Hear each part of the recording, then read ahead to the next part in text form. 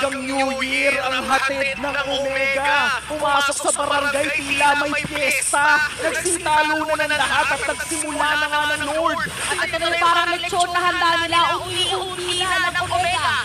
Oh my goodness, nakita nating layering. Diba parang kakaibang pagpasok doon kay First Diba? Kaya naman na siya mabibigyan ni Tinokir. Please, yung ginamit na rin ni DJ. Habang nagturo rin malaman na rin kaputi ka na si Kirk. Pero may kita na rin si Coil. At papabol na si DJ at tuloy-tuloy pa ka. Double kill na. Apat yung Ayun o. napakaganda final touch na naman. Yung patong-patong na sinasabi natin. Patong-patong din na namin. Patong-patong na objectives para sa Omega. Kaya naman nasira na nila ang gitnang tore dito ng Minana.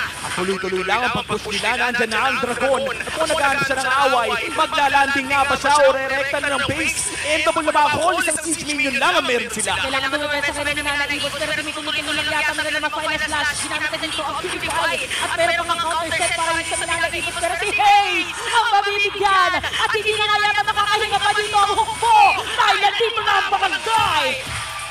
Perfect layering ng mga abilidad. Napakagandang chain CC ang ating nakita mula sa Omega. Masayang masaya. Ang